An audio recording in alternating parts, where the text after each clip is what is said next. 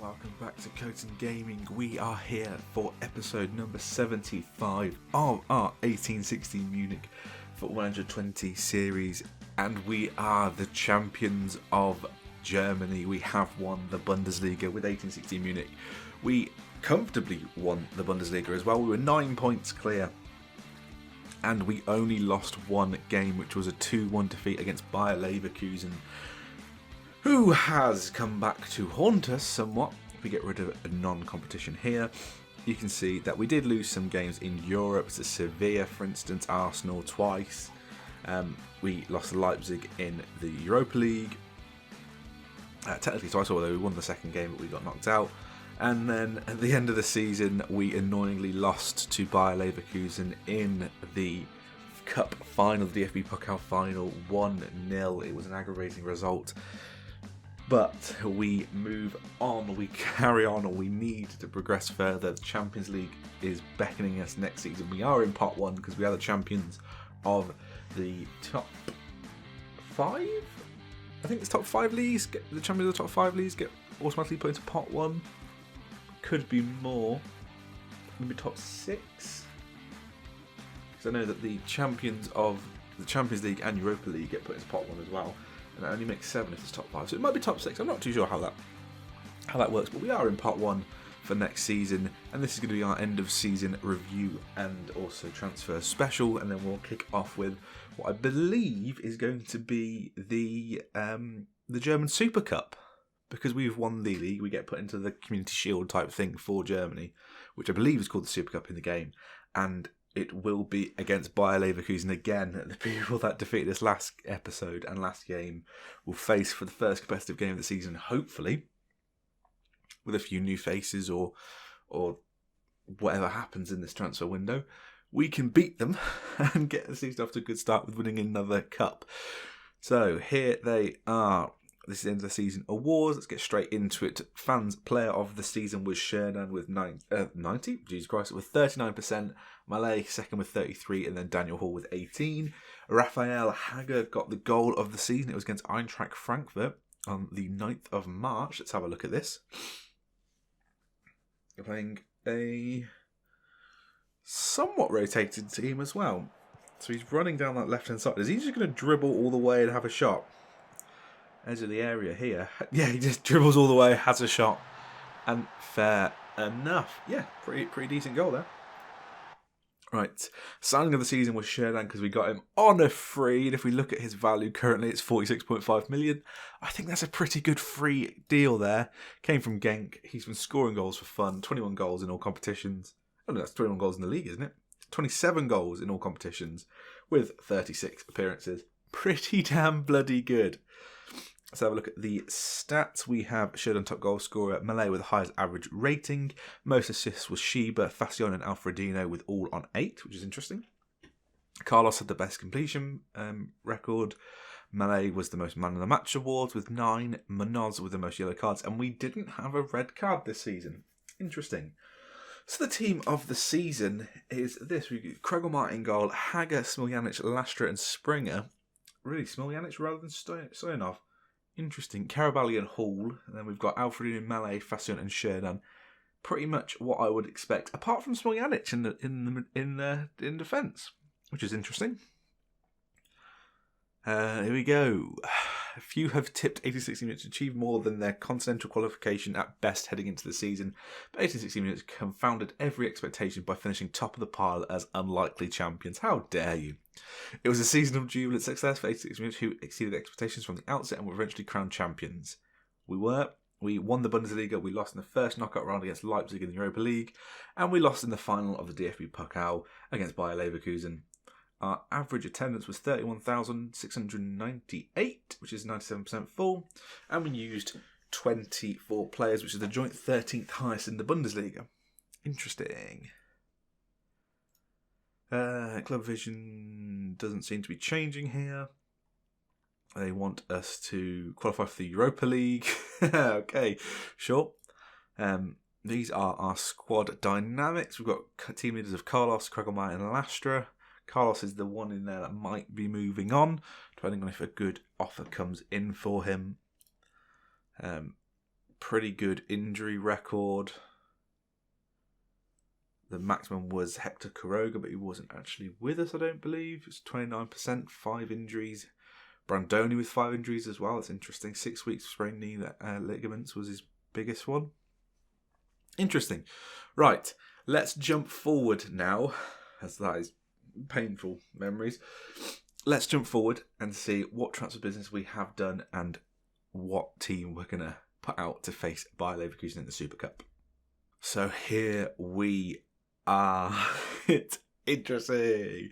We have the German Super Cup against Bayer Leverkusen, the DFL Super Cup. Yeah, this is going to be interesting. It's the 50th highest competition. Interesting. And yeah, we do face Bayer Leverkusen as they were the winners of the DFB-Pokal. And we are the champions of the Bundesliga. And let's get straight into the transfer side of it and the transfer history. And we'll see what we've done in this little jump forwards. Obviously, there are still people coming in or trying to come in. But yes, mainly outs. Mainly outs, as it has been pretty much the entire time here. So let's start off with Sebastian Kirsch. He went to them. I can never pronounce them, even on a free. Hector Quiroga went to Dynamo Dresden, 3.5 million. Carrasco went to Werder Bremen, 4.2. Rodas to Heidenheim for 5. Lemonnier to Troyes for 1.4. Robert Ijezuman to Ajax for 5. Robert Kath to St. Pauli for 4.4. Juan Hernandez to Milan to 2.5. Dabrowski to Jagiellonia, however you pronounce that, 2.4. Strobel to Hanover for 325,000. Thomas Grasso went on loan with a £50,000 per week extra. Sheba went to Vitoria de Guimares for 7 million. That was a big deal for us. Silva went on loan to Wolfsburg with, again, a £50,000 per month extra. We had Smiljanic going to Villarreal for 8 million. Carlos to Internacional for 8 million as well. Mohamed Hadji went on loan to Espanyoli for £44.5 thousand per month extra. Viguera went to Junior FC for 2.6 million. And Mickey Sutton went to Hanover, again another person joining Hanover, on loan for an extra £120,000 per month. So a bit of the people that weren't quite coming through as we wanted them to do, we sold on for quite a lot of money. We brought in £57 million and we spent 62 million, which probably will rise higher than that. So we brought in Gelson Andari from Flamengo for 18.5 million. He is a left winger that can either play inverted or as a normal winger. 2.5-star current potential, 18-year-old Brazilian with 5-star potential. Either footed, pretty decent player for his age. We brought him in just to give a little bit of cover. That's why we sold Sheba on that side, who was quite a lot older. This guy has more potential. We then signed Justin Kluivert on a free. So he's 31, and it does go against our philosophy, our new club vision of not signing anyone over 30, but he's currently valued at 44.5 million. And he is only on a year deal currently, but there is an option to extend it by a year. If by Christmas he's pretty damn good, I will extend it, and then maybe we sell him on in the summer. That's my thought process behind this. And we can use that money to strengthen somewhere else in the squad. He does come in as he prefers to play on the left, but he will be playing on the right side for us.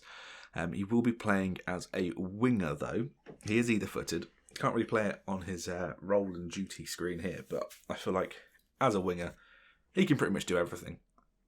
So yeah, he comes in to provide some extra places. He can play on either side, which is sort of a good thing for me. So if we get an injury either side, he can cover, which is good. That's why we loaned Mickey Sutton out, because we brought him in. We got João Roberto from Internacional for 23.5 million. This one is definitely one for the future. He's 19. He's a Brazilian. His current 3-star ability, potential 4.5-star. Win back on this right-hand side. He looks good. He's classified as a wonder kid. He's light-hearted, decent technical, mental and physical attributes. 6'1" as well. mental, and he can also play on either side. He probably will play as a left back unless we get someone else in, because I haven't quite got another person. That's why there are some transfers pending. And then we just bought Alex Brigade from PSG for 20 million. I don't know, Alex. He comes in as a midfielder or possible attacking midfielder. He is 19, French man, 3-star current ability, 5-star potential, wonder kid, 29 million valued, pretty decent, fairly ambitious, and he provides some depth and cover where we need it. He dictates tempo as well, even better. And there are some that are hopefully going to be going to come in. We've got a defender that I'm trying to get in on loan, which is Peter Gilchrist from Arsenal, 21-year-old English guy. He just provides depth at centre-back, and Pierrick Mendes as well from Monaco. This is an actual deal I'm trying to get through. 6.25 million from Monaco. He's an attacking midfielder. Looks pretty decent to me. So I thought for that sort of money, go for it. His contract, can't think of the word. His contract is up at the end of next summer, so that's why he's going to go for it a bit cheaper. But there are a couple people interested in him, or with anyone that's bid for him apparently. But there are a couple people that are interested, but we are the big name here. We've won the Bundesliga. And that leads us nicely into the team for today's game against Bayer Leverkusen. We have got Kregelmeyer in goal, a back four of Hager, Lastra, Stoyanov and Springer. Manoz and Hall in front of them with Alfredino, Mallet, Fascion and Sherdan up front. This is our strongest 11. As you can see from the subs bench, we've only got 10 people currently in our squad, which is why I'm trying to get some other people in. But yeah, it's a big game. We've had a pretty decent pre-season, and let's go and spank Bayer Leverkusen. That would be nice. To win this like 3-0, no questions asked, would be good. But they seem to be the bane of my existence. They won 7 times against us. We've drew 2 games, and we've won 5. They've got Roberto Massimo out with a twisted ankle. Interesting. So let's get into it, and hopefully we can get a good result. There'll be a squad number given. He wants 8. He can have 23. He's not having 8. There's not a chance he's having 8. I don't know if I could actually select it because I've already told the league what my squad numbers are going to be. Right, so they are playing a 4-1-4-1. Very defensive. Oh my god. Interesting. They're going to have a lot more numbers in the midfield. Do you know what? Let's go with the avenge. Do love a bit of avenging. I do have faith with you. Go out there and make a difference. It's going to be very hard to go through the middle of them. So I think because of that, I'm going to straight up say go extremely wide. And let's get into this game. It is a packed stadium at the Bay Arena. Oh my god, every seat taken for this curtain raiser of the league. We've got the DFL Super Cup. It's Bayer Leverkusen, it's 1860 Munich, and they've won the ball back straight away from one of our throw-ins, which is aggravating. Mohamed now running through. We need to put a tackle in here. He's running through everyone, and Kregelmeyer decides he actually doesn't want to concede this goal. Every other person in our team wanted to concede that goal, but it is a corner on the far side. Mallet with a header clear, but doesn't go too far. I'm looking to press out. Sliding tackle comes in. Hager now has the ball. Goes into Kregelmeyer, who just slices it out for a throw-in on that far side. But now we have a free kick deep. Hager now going forward. Finds Lastra. And we're playing it around our back four quite nicely. Hall now in the middle of the park. Forward to Hager. Back to Lastra. We can't seem to find anyone in any sort of attacking position. They are pressing us quite nicely. Stoyanov now finds Springer, and it looks like we might be out of their press. Stops, gets tackled, and we've been checked back here. Mohamed again running through. I don't understand how that's bobbled through there. And Bayer Leverkusen take the lead on 6 minutes. And I just don't understand how that's bobbled through. The tackle came in. We made the tackle. Right. There is a highlight after the goal, so can we go and equalise straight away here?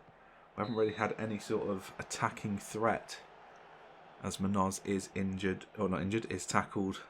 There is a free kick with nothing doing, and they're just attacking us again. And oh my god, I can't lose for a second game in a row against them. Sherdan is now running through, trying to get into the box. He is in the box, has a shot. It is a wild and pointless one. And nothing doing already. There's a free kick wide. Header comes in.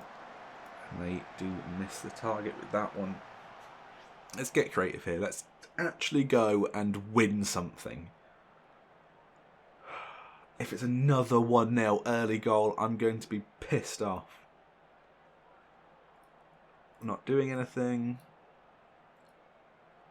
We've had 2 shots, none on target. We've actually been piss poor. There is potentially a highlight before half time as Alfredino's in the box here. I don't know why he's gone back. Malay now with a chance, with a shot, and he needs to put more power on that. Fassion's having a piss poor game. Kluivert's is going to come on straight away. I'm not having any of this. I am not happy. Right, Fassion, you're off. Get Kluivert's on. He's scored a couple goals in his last couple of games as well. Stoyanov on a yellow. I think that's what I'm going to start. Let's get Justin Kluivert's on. He's an elite winger. Fassion, you've had a piss poor first half. And I need to win this. I need to get some... Oh, that was a good chance there. I need to get some payback on Bayer Leverkusen for not letting us do the double, the domestic double. Stoyanov has been booked. It wants us to take him off. Okay. We have a highlight. Hall in the middle of the park finds Munoz now. And we look to go forward. Alfredino now over the top towards Sherdan. That is it.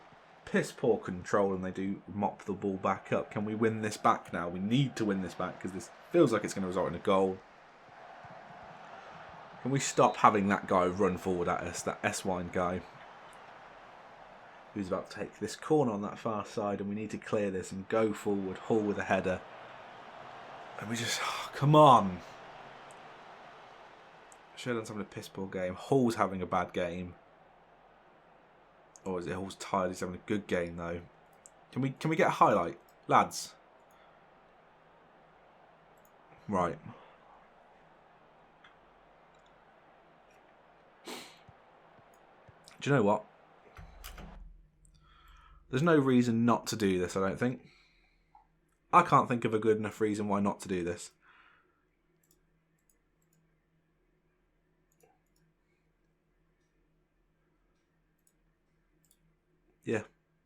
Yeah, I can't think of a good reason not to.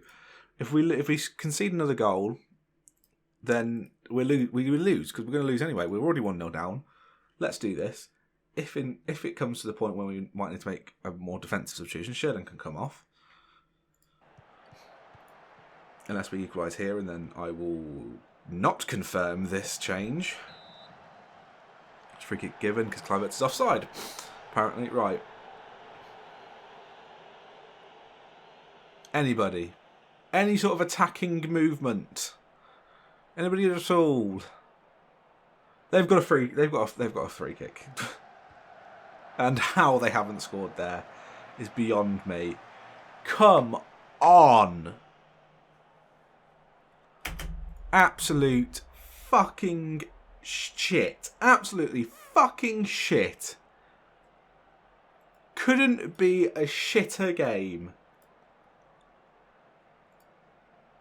Won every pre-season. We've beaten Manchester United. Beaten that sort of teams. Every pre-season game we've won. We come against Bayer Leverkusen. They get another early goal. And we just can't seem to fucking break them down. Every time. Oh. Right.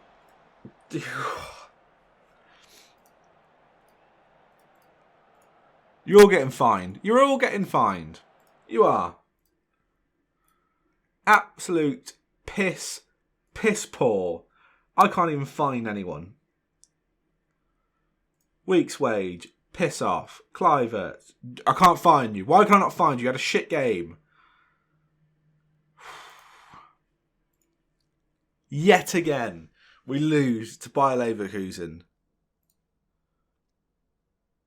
who finished 6th. They finished 6th. Not only did we win the league last season, we spanked it. How many points did we... Oh my God. 29 points. We beat them by 29 points. They lost 12 games. They lost 12 games. And inexplicably, Hertha Berlin are in the Champions League. What? Jesus Christ. Right.